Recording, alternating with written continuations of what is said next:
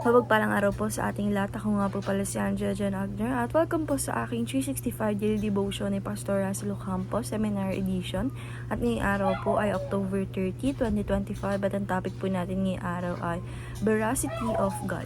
Bakit lagi dapat magsabi ng totoo? And yung scripture po natin ngayong araw is Numbers chapter 23 verse 19.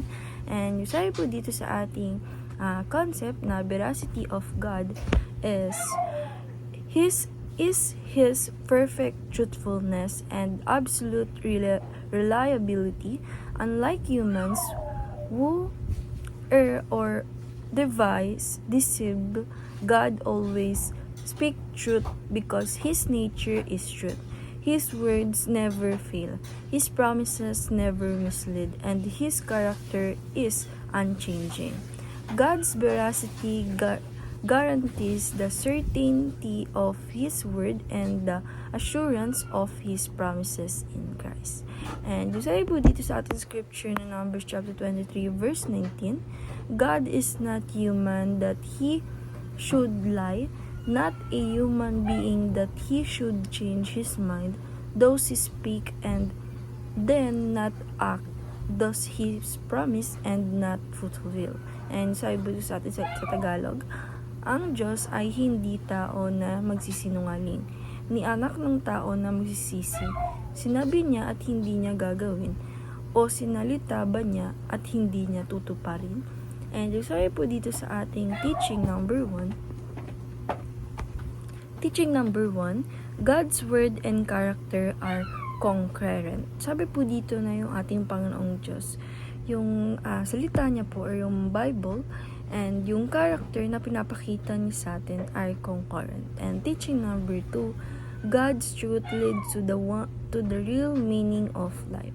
Sabi po dito na yung ating Panginoong Jesucristo, Panginoong Diyos is yung truth talaga, yung katotohanan ay naglilid ito doon, patungo ito doon sa real meaning ng ating life.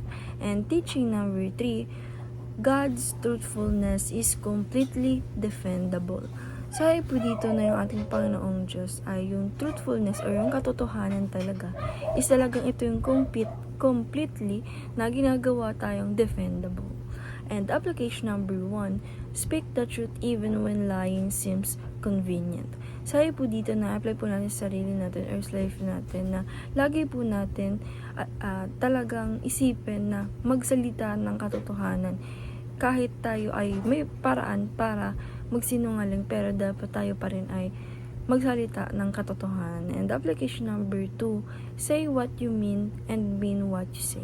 Sabi po dito na salitain po natin or sabihin po natin yung mga bagay na kung ano yung gusto natin sabihin by meaning. And yung sinasalita po natin is dapat alam natin kung ano yung sinasabi po natin. And application number 3, stay truthful and honest even when others are not. Sabi po dito na apply po natin sa sarili natin or sa buhay natin or sa sarili natin na lagi po tayong nandun lamang or magstay tayo doon sa pinaka-totohanan and pinaka-honest. Lagi po natin yan sa lahat ng ating gagawin, dapat nandun tayo sa truthful and honest sa ating mga ginagawa or sa life natin, even yung iba ay hindi. And lang po ngayong araw, maraming salamat. God bless.